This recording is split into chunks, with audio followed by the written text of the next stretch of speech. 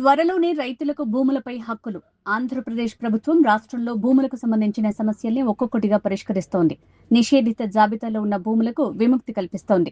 ఇప్పటికే పలు రకాల భూముల్ని నిషేధిత జాబితా నుంచి తొలగించిన సంగతి తెలిసిందే. తాజాగా చుక్కల భూములకు సంబంధించి కీలక నిర్ణయం తీసుకోబోతున్నట్టు రెవెన్యూ శాఖ మంత్రి అనగాని సత్యప్రసాద్ తెలిపారు.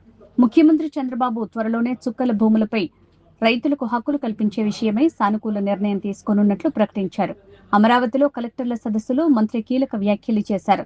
రాష్ట్ర వ్యాప్తంగా అన్ని జిల్లాల్లో రిజిస్ట్రేషన్ సేవా కేంద్రాలు ఏర్పాటు చేస్తామని, రెవెన్యూ, రిజిస్ట్రేషన్ శాఖలను ఒకే ప్లాట్ఫామ్ పైకి తీసుకొచ్చి అనుసంధానిస్తామన్నారు. ఇప్పటికీ రైతులే తమ భూపత్రాల్ని ఆన్లైన్లో లాక్ చేసే విధానాన్ని ఇటీవలే అమల్లోకి తీసుకొచ్చామని తెలిపారు. అలాగే రైతులకు ఈకేవైసీ ద్వారా పట్టాదారు పాస్ పుస్తకాలు ఇస్తున్న విషయాన్ని గుర్తు చేశారు. ఇళ్ల పట్టాలు ఇచ్చిన తర్వాత 2 ఏళ్లకే ప్రజలకు ఆ ఆస్తిపై హక్కులు కల్పిస్తూ ఇటీవల నిర్ణయం తీసుకున్నామన్నారు. నిషేధిత జాబితాలోని స్థలాల క్రమబద్ధీకరణ గడువును పట్టణ గరిష్ట భూ పరిమితి చట్టం కింద డిసెంబర్ 31 వరకు పొడిగిస్తున్నట్లు ప్రకటించారు.